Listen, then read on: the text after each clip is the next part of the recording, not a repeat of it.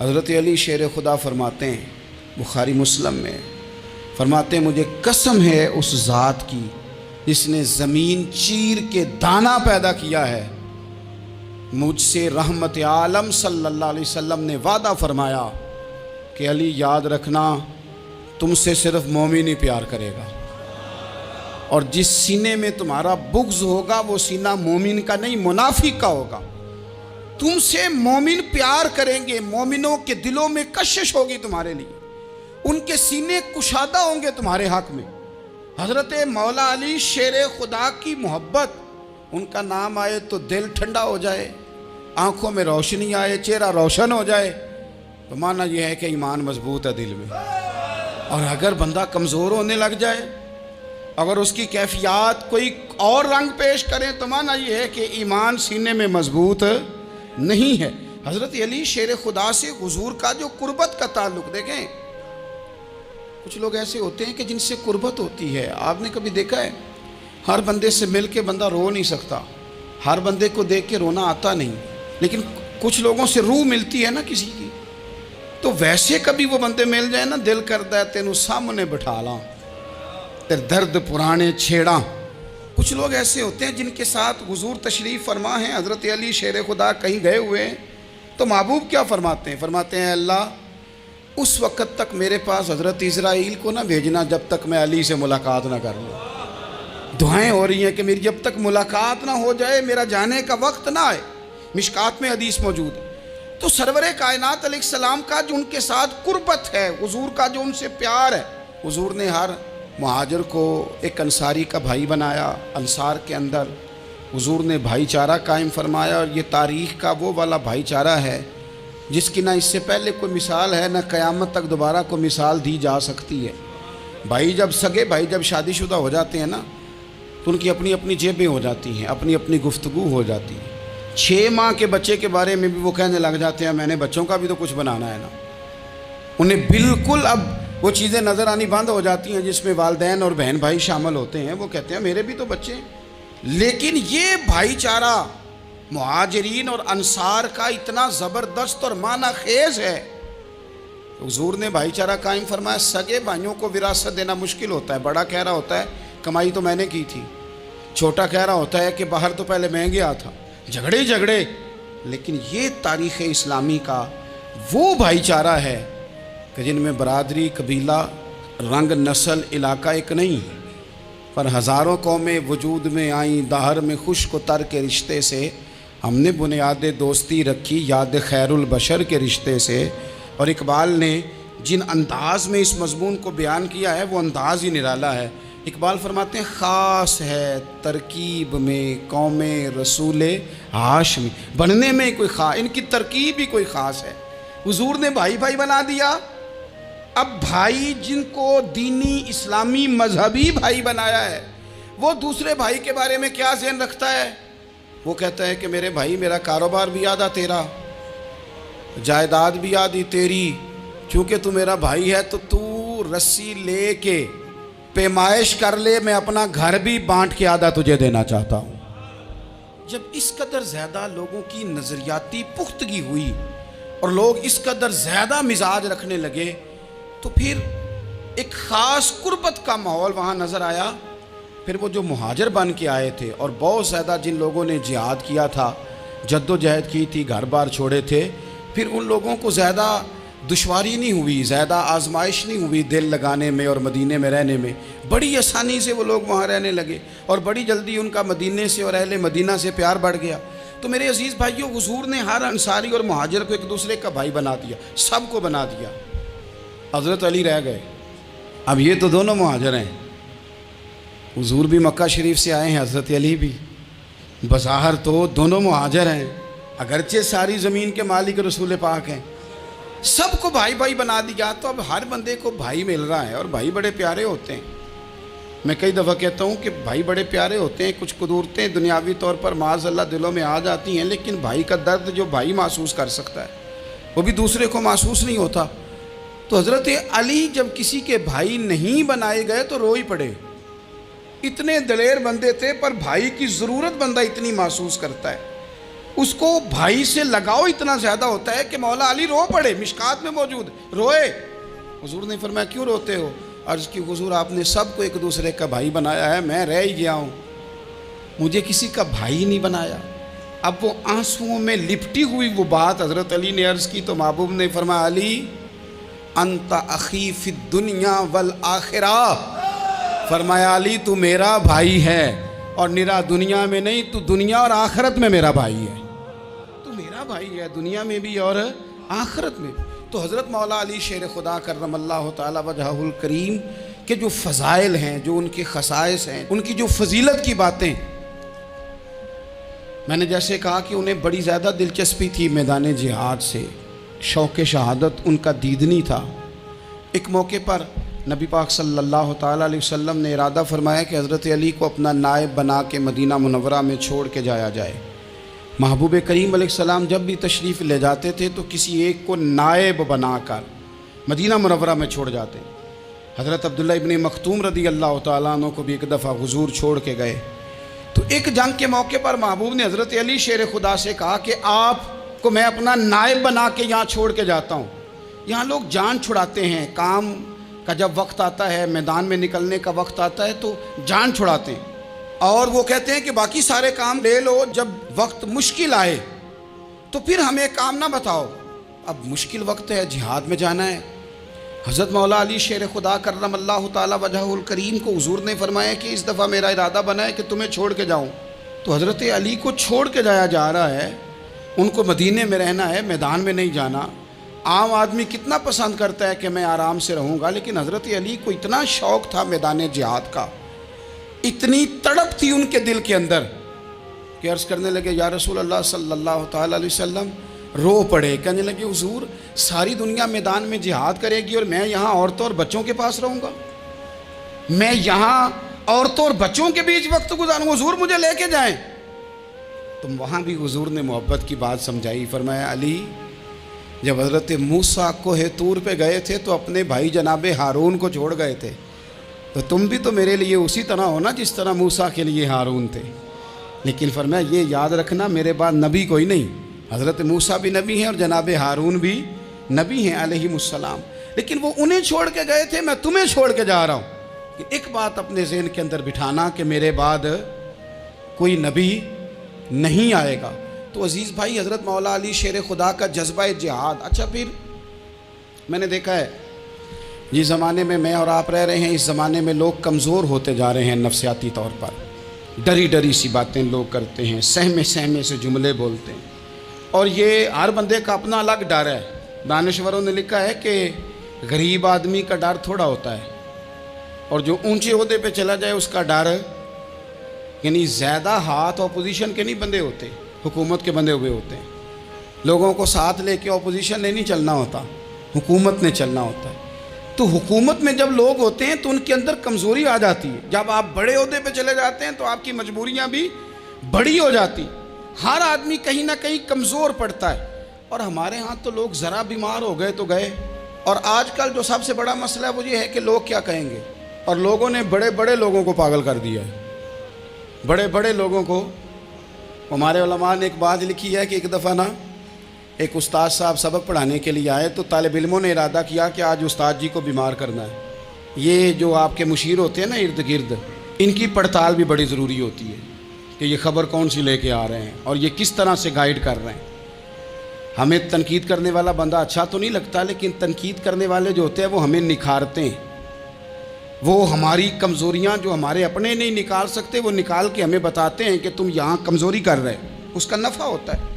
طالب علموں نے ارادہ کیا ایک دفعہ، یہ ہم جو اتنی زیادہ توجہ کرتے ہیں نا لوگوں کی باتوں پہ، لوگ کیا کہیں گے، میں کئی دفعہ دوستوں سے عرض کرتا ہوں زیادہ وضاحتیں نہ دیا کریں، زیادہ وضاحتیں دینے سے بھی بندہ کمزور ہو جاتا ہے۔ ہر وقت کا انداز وضاحتوں کا اور ہر وقت دفاعی محاذ پہ نہیں کھڑے رہنا چاہیے۔ وہ ارادہ کر لیا لوگوں نے، طالب علموں نے، کہ استاد جی کو بیمار کرنا ہے، تو استاد سب چنگے بھلے اچھے بھلے صحت مند آئے، کلاس میں داخل ہوئے تو پہلا شاگرد کہتا ہے استاد جی خیر ہے، آنکھیں بڑی سرخ ہیں۔ میں چل دوڑ جا بیوقوف آدمی، بالکل ٹھیک ہوں، چل کلاس میں بیٹھ چل۔ تھوڑا سا آگے گئے تو دوسرا شاگرد، انہوں نے اب 10-15 نے ارادہ کیا ہوا تھا، دوسرا کہنے لگا خیریت ہے، بڑے کمزور کمزور لگ رہے ہیں۔ اس نے کہا میں بالکل ٹھیک ہوں، کمزور کو چل دوڑ جا اپنا کام کر۔ وہ تیسرے کے پاس گئے تو کہنے لگا استاد صاحب خیر ہے، آپ کے تو مجھے ہاتھ بھی کامتے دکھائی دے رہے ہیں۔ اس نے کہا اچھا واقعی؟ اب چوتھے نے بھی یہی بات کی، پانچویں نے یہی بات کی، تو آدھا گھنٹہ گزرا تو استاد جی کو سچ مچ بخار چڑھ گیا، وہ چھٹی پہ چلے گئے۔ کیوں؟ باتوں پہ توجہ ہے نا، لوگوں کے سامنے ہم لوگوں کی باتوں کے مطابق اپنے معاملات کو ترتیب دیتے ہیں نا۔ کچھ لوگ سوشل میڈیا دیکھ کے نظریہ قائم کرتے ہیں، کچھ ہوا دیکھ کے نظریہ قائم کرتے ہیں۔ وہ قائد اعظم محمد علی جناح کی ایک بات نہیں بھولتی کہ انہوں نے کہا تھا، ہندو لیڈر جو تھا جس کو لوگ گاندھی کہتے تھے، اس سے کہا تھا تیری اور میری سیاست میں فرق ہے، تو لوگوں کا رجحان دیکھ کے فیصلہ کرتا ہے، اور میں قائد اعظم کہنے لگے میں فیصلہ کر کے لوگوں کا رجحان ادھر کر دیا کرتا ہوں۔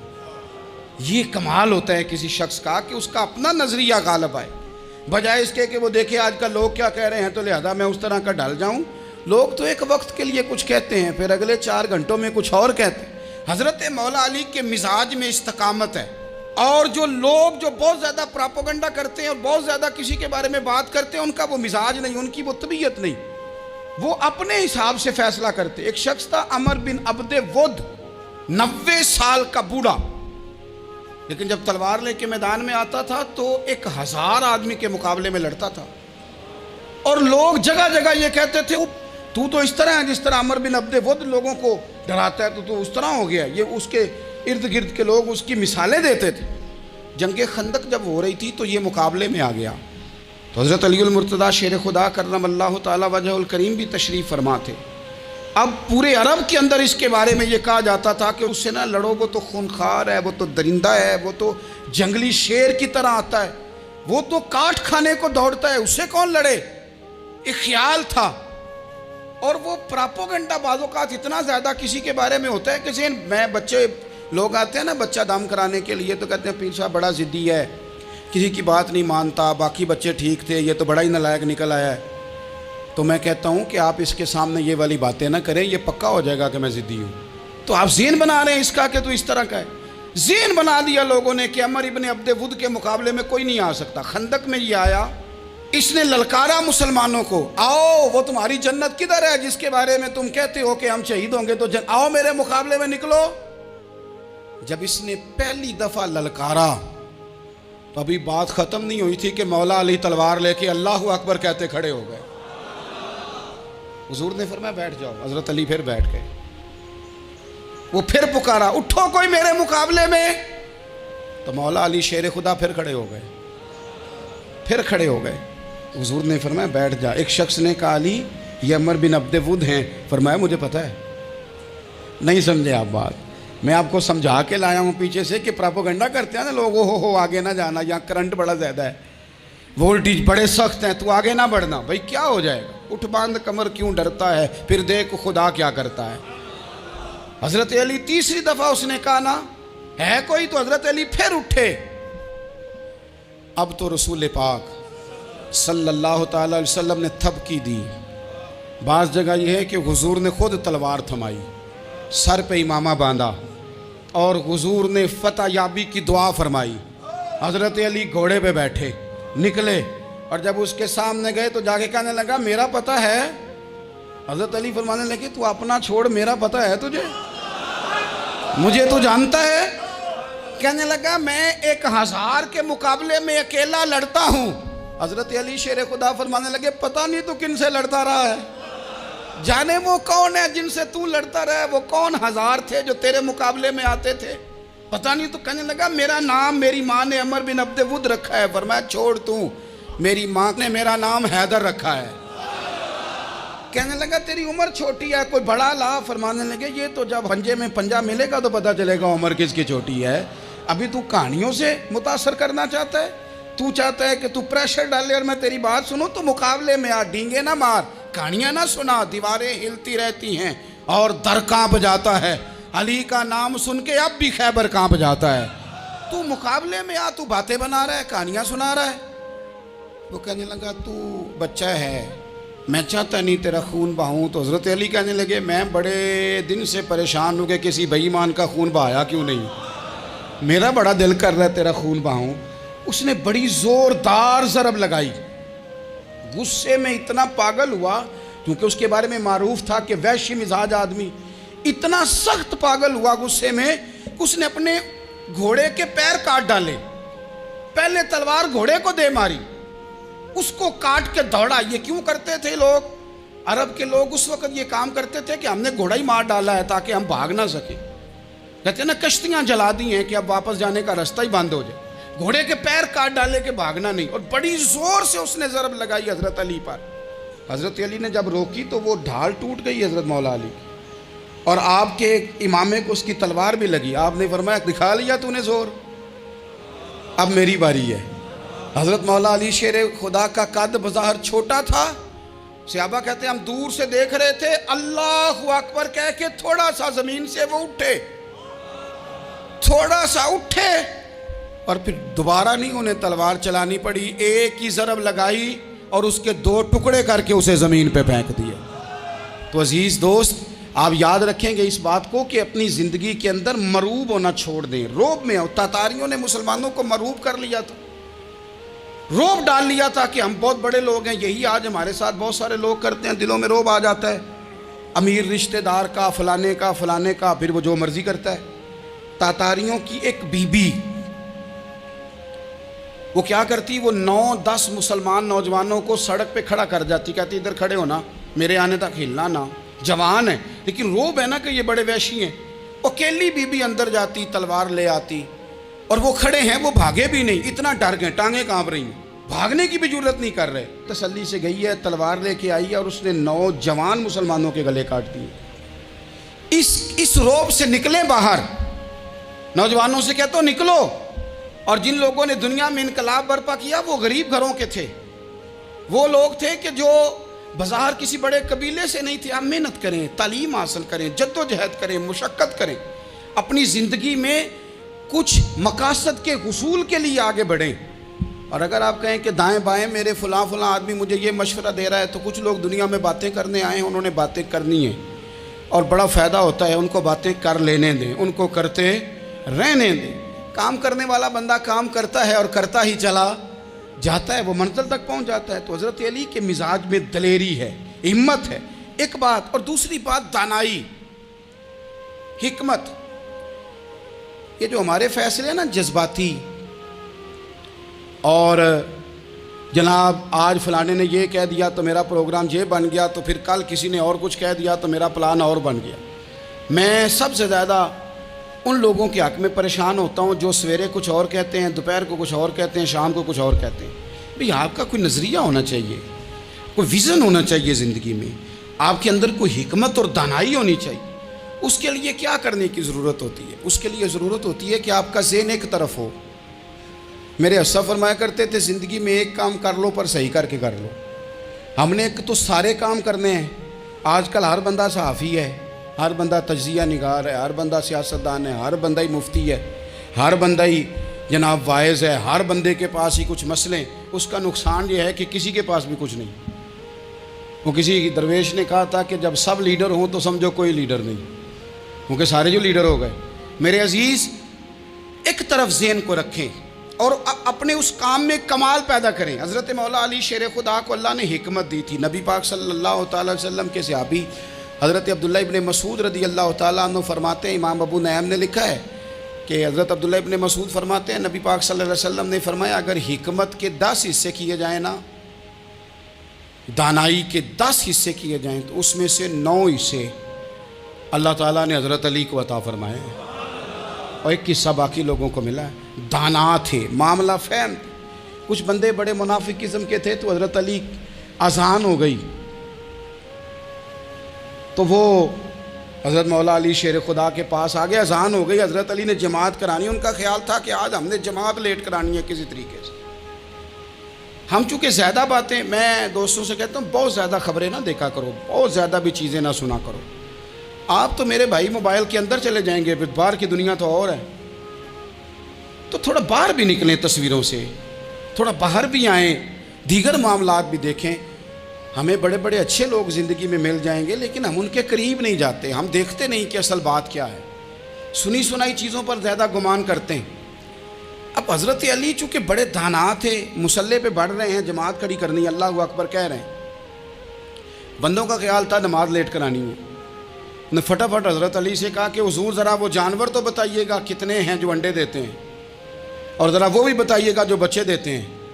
یہ ذرا اب کتنے کو بندہ جانور گنے، آہستہ آہستہ بندہ شمار کرے، ہو بکری جو ہے وہ بچہ دیتی ہے، مرغی انڈا دیتی ہے، اور گائیں جو ہے وہ بچہ دیتی ہے، اور بطخ جو ہے وہ انڈا دیتی ہے، بندہ تو یہ گننے لگ جائے۔ تو حضرت علی شیر خدا یہاں ہاتھ ہیں، فرمانے لگے گھر جا کے گن لینا، موٹی سی بات بتاتا ہوں، جن جانوروں کے کان باہر ہوتے ہیں وہ بچے دیتے ہیں، جن کے اندر ہوتے ہیں وہ انڈے دیتے ہیں۔ اللہ اکبر، نماز کی نیت باندھ لی، تم گننا گھر جا کے۔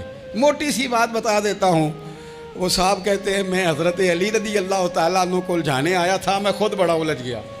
یہ کیا ماجرا ہے، کیا معمہ ہے کہ دو فکروں میں انہوں نے بات کو سمیٹا اور کمال کر دی۔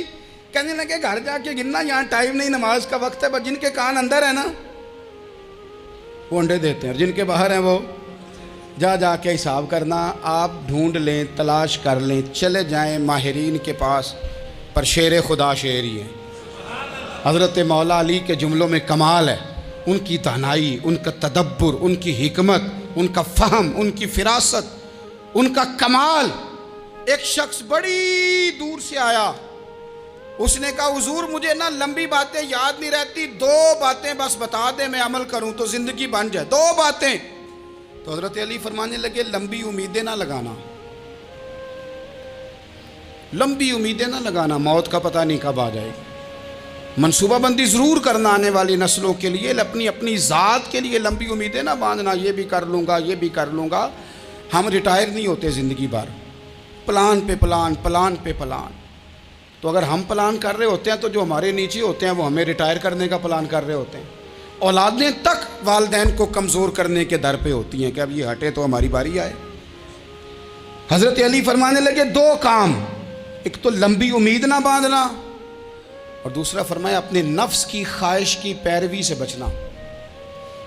دنیا میں رسوا وہ لوگ ہو جاتے ہیں جو اپنے نفس کی خواہش کی پیروی کرتے ہیں، وہ بزدل ہو جاتے ہیں جو خواہشات نفسانی کے پیچھے بھاگتے ہیں۔ یہ کام نہ کرنا، تو دانائی اللہ تعالیٰ نے انہیں دی۔